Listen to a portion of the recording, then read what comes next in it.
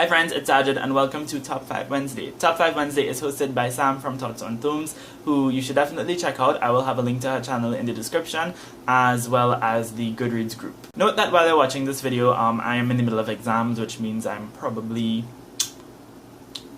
of questionable sanity right now. So just wish me luck and hope for the best, because right now I'm probably looking like this.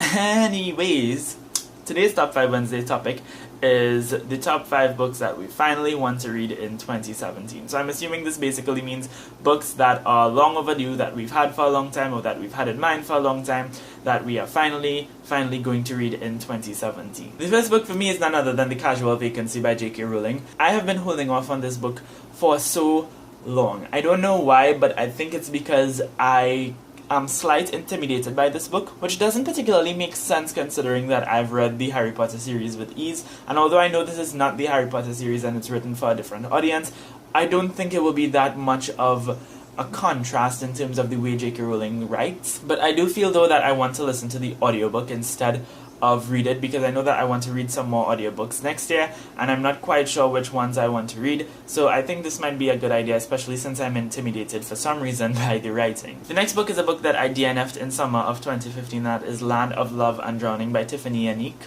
I remember I stopped reading this book because the writing was a bit too flowery and complicated compared to what I was used to back then, but I am in a place where I think that I can definitely go back to this book and read it and enjoy it, because I was enjoying the story. It's basically a historical fiction, literary fiction type novel about this family in the US Virgin Islands, and it kind of explores their life throughout years, throughout generations. I think it's set in the early 1900s and it goes up to the 1960s. So I'm very interested to get back into this book and see how the story ends up. So I'm hoping that I will get to this at least by summer of 2017. The next book is definitely long overdue, and that is The Book Thief by Marcus Zusak. This one is obviously a very well-known young adult World War II historical fiction. Yes, lighting, yes, natural lighting, yes. Okay, I'm loving this.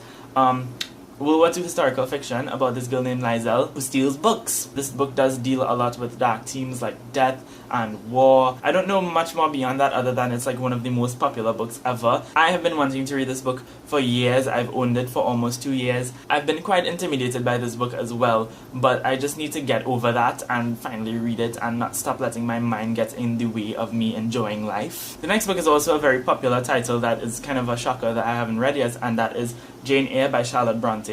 This one is a very well-known classic. Almost everybody has read it, and I don't know what it is about this book, but something about it has just been calling to me. I know that I will like this book. Like, I know I will love it even though I don't know much about it, and if I don't love it then I will be very disappointed. It's quite a chunker, so that's also been quite intimidating for me, and of course I'm someone who doesn't really read classics, and I have this idea that classics are hard and difficult to understand, which I know is not really the case, but it's an idea that exists in my mind that cannot get out for some reason. But I know that I will love this book, at least I hope that I will love it, and again, hopefully I will get to this in summer of 2017, because I don't think I could read this during the semester, to be quite honest. And the final book I want to talk about, I don't have a copy of, and it's been fairly recent because I think it only came out this year, if not last year, probably this year, and most of y'all know this book is Homegoing by Ya Jesse. This one is a slave narrative historical fiction. Two half-sisters, both from Ghana. One of them is sold to the American slave trade, and the other one